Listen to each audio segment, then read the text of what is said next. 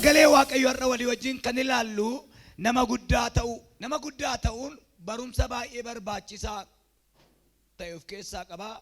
Akka keenyatti kompiliitii godhee digirii fixatee wayii ministeera ta'ee waa baay'eetu jira mitiire. Akka macaafa qulqulluutti nama guddaa ta'uun maa inni isa jedhamu walii wajjin ilaalla. Inni lammaffaa nama guddaa jechuun arriifaa kan qabu idimeensaa kan lakkaa'ame innis gaariidha abbabbaa gaashee jedhama. Garuu nama guddaa ta'uun maa inni isa jedhamu walii wajjin ilaalla. Wantoota baay'ee kompiliitii godhanii qabu qabeenyaa qabu maqaan isaanii dookteroota garuu hojiin isaanii hojii ijoollee xixinnooti. Nama guddaa ta'uudhaaf tokkoffaan Waaqayyoon beeku. Eenyuun beekuun jedhe? Waaqayyoon beeku. Lama nama guddaa ta'uudhaaf waamicha ofii beeku. Waaqayyo waamicha keessiif laatu. Biyya keenya keessatti rakkinni ta'e maani beektu dhukkuba guddaa beenna malee nama guddaa hin beennu. Dhukkubni guddaan kaanserii, HIV wantoota kana fakkaatan qabna waan ta'eef dhukkubni isaa dhukkuba guddaadha. Ergaan si qaba. Gooftaan si waamnaan dhukkubni kee guddaa miti, gooftaa keetu guddaadha. Sadaffaa nama guddaa jechuun maal jechuudha? Nama akka mataa isaa itti jaallatu. Ameen jedhaa yaa kaata. Nama akka mataa kee jaallatanaati nama guddaadha. Sagalee Waaqayyo keessaa waan Iyyaasuun jedheef waan Waaqayyo jedhee walii wajjin ilaalla. Macaafa Iyyaasuu boqonnaa 3:5. Iyyaasuun yommus jarreeniin Waaqayyo bor wanta dinqisiisaa gidduu kanatti waan hojjetuuf of qulleessaa jedhe. Iyyaasuun kana booddee luboota sanduuqa kakuu ol fudhatanii jiran dura bu'ee adeemes jedhe. Kana irratti isaan sanduuqa kakuu sana fudhatanii dura in adeeman. Amma Iyyaasuun bor waan guddaatu ta'a. Mee nama cina kee jiruun yaadday bor waan guddaatu ta'adhin. Waan guddaa argachuudhaaf nama guddaatu hin ta'in of qulleessaa. Bor waan guddaatu ta'a of qulleessaa. Of qulleessuu jechuun libsi maa xabsaa'uun libbi maa xabnu. Hoyyaa fi miiccachuutu hin ta'in laphee ofii miiccachuudha. Bor waatu ta'a. Ergaan si qaba. Bor waatu ta'a. Waaqayyo hafuura qulqullummaa siif laatu. Bor birri bichaa dhufa miti Yesuus hin dhufa. Ayitaawaqim. Bor silxaana bichaa dhufatu hin ta'in mangista samaayitti dhufa. Of qulleessi ameen jedhaa yaa kaata. Kana kan dubbatu Iyyaasuutu dubbata. Iyyaasuutu ergaa kana dubbata. Erga Museen du'e booda isa Iyyaasuun ittiin ka'udha ergaan kun. Of qulleessaa bor waan haaraattaa jedhe. Iyyaasuun erga akkas jedhee booda sagaleen Iyyaasuudhaaf dhufe. Israa'el Iyyaasuun al taqabbalu. Obboleessoo of qulleessi bor waatu ta'a. Nama guddaa taata. Waajjira kee keessa, daldala kee keessa, gaa'ila kee keessa of qulleessi nama guddaa taata. Qulqulluun jedhamu kuni qulqullaa'u jechuudha. Gooftaan irra akkasiin jedhe nama 7 fudhattee galta. Of qulleessi bor waan haaraatu ta'a. Namni waajjira isaa keessa alaqaa isaa jibbannaa ta'e qulqulluu miti mucaan sun. Isaaf alaqaa isaa gidduu wanjala guddaa jira jechuudha. Utuu namittiin kun biiroo kana aduu ta'e. Waldaa kana keessa namni waldaa kana keessa qulqulluu min taanaan nama isa caalu jibba. Namni guddaan hojiin isaa maa inni qulqullaa. Lammaffaanu hin dhiisa waa dhiisuu beeka. Hin tuffata. Namni guddaan ija Waaqayyoof ija namootaa keera. Ameen jedhaa yaa kaata. Nama guddaa yeroo hundumaa waraanaaf hin waaman araaraan waamu. Kanaaf namni Oromoon maal jedha sabni keenya maal jedha nama araarsuun abbaa gadaadha. Kompiliitii kan isa godhu araarsuudha. Gaa'ela diigamee deebisa, jireenya diigamee deebisa. Macaafni muka kana caalaa odeessa. Beekumsi bichaan nama guddaa nama hin godhu. Namicha arrii baasee sakkaree qullaa deemurra daa'ima hoyyaasaa eeggatee deemutu nama guddaadha. Aantee jechuurra aantuu jechuutu kibirii qaba. Akkas jedha lakkoofsa 7. Waaqayyootu dhagahama. Waaqayyo ergasii Iyyaasuudhaan Musee wajjin akkuman ture akkasumas wajjin akkan ta'u warri Israa'el akka beekaniif ani har'aa kaasee ija isaanii duratti nama guddaa si gochuu nan jalqaba. Harka kee achi jalqabda. Bor saayitii ati biiroo dhattu hojii dhattu boota warra si bushan gidduutti Waaqayyo nama guddaa si gochuu jalqaba. Eenyu nama guddaa na gochuu jalqaba jettan? Jira naka. Nama guddaa si gochuu jalqaba. Tajaajillee waldaa keenya keessatti nama guddaa kan nu godhu sagalee Waaqayyooti. Sagalee Waaqayyooti nama guddaa hin taane taanaan sagalichi nama guddaa sin gone taanaan silxaana sirraa fuudhamu paartii diigamu jechuudha. Israa'el duratti nama guddaa si gochuu jalqaba. Haleluuyaa. Mee Waaqayyo nama guddaa na gochuu jalqaba jedhaa yaa kaati. Nami zariidhaan nama guddaa hin ta'u kun macaafarra hin jiru. Israa'el duratti nama guddaa si gochuu jalqabaa. Zariidhaan miti kun, malkiidhaan miti kun, sagalee waaqayyooti. Dhattanii ennaa dubbiftani macaafa wangeela Luqaas keessatti maaramii maal jedha? Ati dubartii keessaa ishee ayyaana qabeettiidha. Ameen jedha yaakaati. Ishee ayyaana qabeettiidha. Dubartii keessaa ati jabduudha. Baay'ee cimtuudha. Ayyaana qabdeettiidha jedha. Isheen maal jette? Garaan koo eenyu kootiif waaqayyoo koo fooqubaa dhiyeessa. Maaliif akka jette? Yesuustu baatti. Obboleettiin kun yookiin haati barattee qabxiin qabdi. Mana isaanii keessaa kaadhimaan ishee namicha muka soofuudha. Attamitti namoota duratti ejamte naayettan sagaleetu garbeelii biraa dhufe. Sagaleen har'a siifaa dhufu. Garbeelii biraa dhufeetu ati durba dingiliidha. Waaqa ulfooftaa jedhan nama guddaa si gochuu gaafa jalqabe waaqayyo soofaa mana keenya ilaalu. Nama guddaa si gochuu gaafa jalqabe waaqayyo bareedina hojjaa keenya ilaalu. Sagalee dhufe nama guddaa si godha. Nama guddaan ta'a jedhaa iyyaati. Irra deebi'aa jedhame. Nama guddaa ta'uudhaaf wanti nuti irra barbaachisu dhaggeeffadhu. Har'a sagalee waaqayyoo dhiiftee bakka adda addaa kan teessu. Sagaleen akkasiin jedha nama guddaa si gochuu jalqaba. Nama guddaa ta'uudhaaf haasaa guddaa dubbachuu miti. Waaqa guddaa beeku. Nama guddaa ta'uudhaaf sagalee guddaa baachuu. Waaqayyo wajjin wal argu. Kotta akkas godhi. Maatii kee keessatti nama guddaa ta'uudhaaf lafa teessee buna dhuguutti nama guddaa ta'uudhaaf sagalee waaqayyoo dubbadhu. Daqiiqaa 5 teessuuf sagalee kaa dubbadhu. Waan ati gootu sagalee waaqayyoo ta'u. Gaa'illi kee sagalee waaqayyoo ta'u. Daldalli kee sagalee waaqayyoo ta'u. Nagadi kee sagalee. Godoo keessa taa'i. Godoo kee keessatti nama guddaa taata. Kanaaf of qulleessaa jedhe. Ba'u boqonnaa 19 lakkoofsa 10 inni ilaalu. Baasii abbaan argatte 19. Of qulleessaa borwaatu ta'a. Maal jechuudha? Nama guddaatu argama. Biyya lafaa kanarra na argitan namni guddaan ulfina qaba. Zariin kee sin beeku yoo ta'e nama guddummaan sirra jira taanaan barcumarra ta'an irraa sii ka'u. Ameen jedhaa yaakaati. Lolaan irraan kaan tuksiin irraan kaan nama guddummaa keetu barcuma sii laata. Waan tokkotu irraa argama jechuudha. Maayiraga beektu kumaanderii maaloo ta'e maayiraga matolaqaa shaambaalli wantoota kana jechuudha. Nama guddaan nama maayiraga. Ammas Waaqayyo Museedhaan jara bira dhaqiitii har'aa fi bor akka isaan of qulleessan uffata isaanis akka miiccatan godhi. Hundumti isaanii utuma ilaalanii ani Waaqayyo guyyaa sadaffaatti tulluu Siinaa irratti waanan gad bu'uuf guyyaa sanas haa qophaa'an. Nan darba of qulleessa tulluu Siinaa. Amma garuu waan taasiftu isa jalqabdeef isa dhumaan beennu. Dubbi afaan isaatu bareedaadha. Garaasaa keessaa kan ba'utu namatti tola.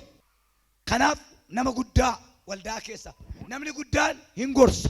Daandii qabachiisa. Karaan kee kun sirrii miti. Deebi'eedha. Fuuldura kee eebbatu jiraedha. Kanarra kaanaan nagadi kee hin kassareedha. Akka itti deebitaanaan daa'imni kee hin facaatiidha. Ijoolleen kee hin baddi jedha.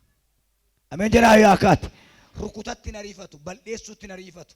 Kanaaf Israa'eltu ilaalee nama guddaan si godhaa.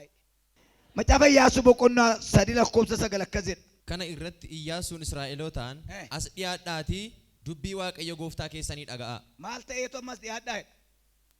Maal ta'e dhiyaadhaa? Nama guddaa ta'eetu dhiyaadhaa. Waan Waaqayyo naan jedhe dhageessaniitu miti dhiyaadhaa. Waldaa keessaa garuu paasterii waldaas raajii waldaas yoo barbaadde taa'e yoo jibbite deemee. Nanga deroo baay'ee utureetti hariinuu oolaa gayyaamna. Yoo barbaadde taa'e yoo jibbite deemee. Iyyaasuun garuu akkas jedhe amma nama guddaa ta'eera waan Waaqayyo naan jedhe dhagaa asiqaa harka kee achi ol kaasa nama guddaa ta'e alaafinnati sitti kennama. Nama guddaatti maaltu kennaman jedhe? Alaafinnati. Waaqayyo inni jiraataan isin gidduu akka jiru inni dhugumaan Kana'aanota, Heetota, Heewota, Pireezota, Girgaashota, Amoorota, Yuubsota fuula keessan duraa oofee akka baasu hin beektu. Kunoo saanduqi kakuu Waaqayyoo gooftaa biyya lafa hundumaa isin duraa bu'ee Yordaanositti illixa. Ammas gosoota Israa'el keessaa nama tokko foo'adhaatii nama 12 dhiyeessaa. Akkuma luboonni warri saanduqa kakuu Waaqayyoo gooftaa biyya lafaa hundumaa baatan faana miilla isaanii bishaan Yordaanos keessa kaa'aniin bishaanichi gararraadhaa gad yaa'aa jiru akka tulluu ta'ee in dhaabbata jedheen. Ameen. Fudhadhaa jedhee namni guddaa wal lolaan jenne fudhadhaa nama isiniif ta'u nama koo lama kaadhaa jedhe. Namni guddaa walitti nama naqu fudhadhaa jedhe xalaanni keessa hin jiru fudhadhaa nama jedhe. Hiitota kana pirisoota kana isin duraa hin kaasa jedhe. Amma saanduqni kakuu Waaqayyoo laga ce'aadhe isin immoo nama koo lama nama guddaa fudhadhaa jedhe. Ameen jedhaa yaa kaate. Fudhadhaa isinis nama guddaa. Nama guddaa nama biyya bushu nama waldaa bushu. Ameen jedhaa yaa kaate. Nama saba kana baatee dabarsu fudhadhaa macaafannu ajaja. Ijaan ilaaltaniin fooyinaa. Nama hundumtuu ija qaba yoo xinnaatti iyyuu. Iji Waaqa laalu hanna isin ilaala beeka. Waaqayyo nama guddaa si haa godhu. Mee harka keessan achi ol kaasaa. Kennaatti nama guddaa ta'u naa kenni jedha. Kennaadha namni guddaa jechuun tilliksa ukkoo shixootaa nama guddaa. Daawit nama guddaa ta'etu isaa ol jiru. Phexros isa lammaffaa boqonnaa 2. In dubbifna nama guddaa jechuun nama ulfina Waaqayyoo beeku. Ameen jedhaa yaa kaate. Mee Waaqayyo ulfaataadha jedhaa. Jira yaa kaate. Namoonni baay'eenis gadi dhiisatti jiraachuu isaanii kana duukaa bu'uu sababii isaaniitiifis karaa dhugaan sun maqaa gadheen argata. Namoonni baay'een gad dhiisitti jiraachuu isaaniitii fi ilaala karaan dhugaan sun maal argateedha? Maqaa gadheen argata. Maqaa gadhee argata. Gad dhiisitti jiraachuun nama guddaa nama godhu.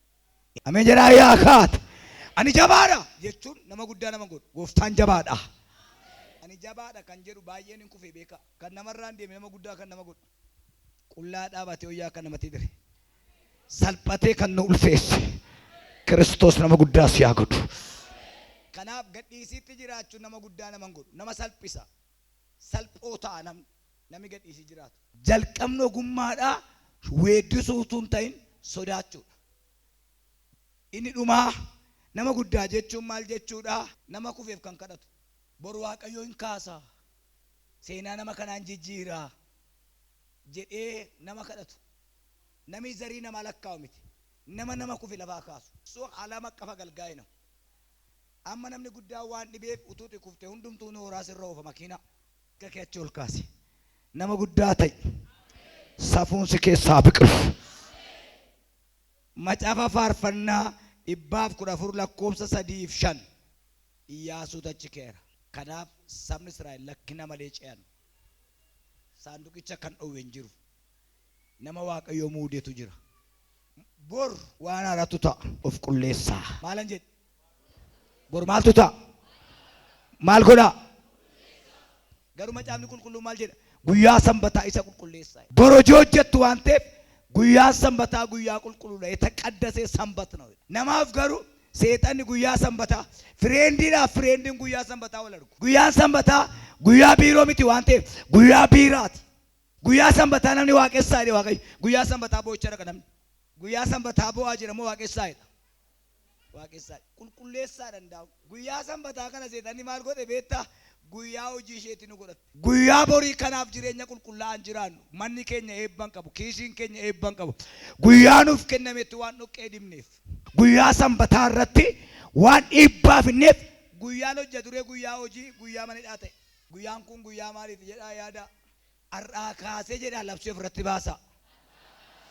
Nama guddaa ta'eeredha. Dubbiin arraba kee jalaa ba'e kun siifa ta'u. Har'aa kaasee jedha. Warran hojjedhu biratti nama guddaa ta'eera. Warra tajaajiltu biratti nama guddaa si gochuu jalqaba jedhee Iyyaasuudhaan. Jireenya nama guddaa macaafa kakuu moofaa keessaa fudhadheera. Haaraa keessaa fudhadheera. Maariyaam nama guddaa taate. Yoosef nama guddaa ta'ee. Ilaala tiksoonni Yesuus Kiristoos biratti dhalate illee nama guddaa ta'anii beektotatu isaan barbaadu dhaqee nama guddaa ta'uu isaaniiti Yesuus achi dhalate waan ta'eef. Daani'eel akkas jedhe mangistii isa cokkonuun harka boojuu keessa taa'ee akkas jedhe meenee xuuquu faaris jedheen akkas jechuun ana isa wallaalaa miti Waaqayyo si uumeyyuu si tuffatee bushoomnaan darbatee si gatee afaan dhaga'uun itti daa'ima xiqqaadha boolla leencaatti geessaa jiru itti galagalee meenee xuuquu faaris tuffatamtee bushooftee gatamtee ta'edheen. Fari'ooni leenca daggalaa qaba. Daani'eel gini leenca Yihudaa qaba. Ameen jedhaa yaa kaate. Fari'oon boolla isaa keessaa leenca baraa qaba. Daani'eel gin leenca Yihuudaa qaba. Kanaaf leenci baraa sun mo'ame. Kanaaf hin nyaatin bule. Leenci leenca nyaatu waan ta'eef. Fari'oon leenca fooniin guddisee qaba. Daani'eel leenca samaayiidhaa bu'ee qaba. Kanaaf nama guddaa ta'e achi keessaa ba'e. Awwaajii ba'e. Bor awwaajiin siifa ba'u. Nama guddaa isa jedhamu fannaqe. Waa'ee nama guddaadhaa karaan isaa nuu galee dhadhee yaade. Nama nama raarsu. Nama waa'ee nama waan gaarii godhu. Nama nama jaallatu. Nama namaaf kadhatu. Nama kottaa sagalee Waaqayyoo dhageenyaadhu malee hin baane waldattii kana keessaa hin jenne. Kanaaf nama guddaa isa jedhamuuf dhandhe har'a mee gallee manatti ilaallu. Maatii keessan gidduutti afaan keessan maal fakkaata? Isa dhageenya dubbii isaa nuuf eebbisu. Sagalee keessan guddisaati yaa Waaqayyo jedha. Warran tajaajilu duratti nama guddaa na godhi jedha yaa Waaqayyo jedha. Namni guddummaan narratti argamu. Nama guddaa akkan ta'e namoonni dhaga'an ijaan argan. Haleluuyaa.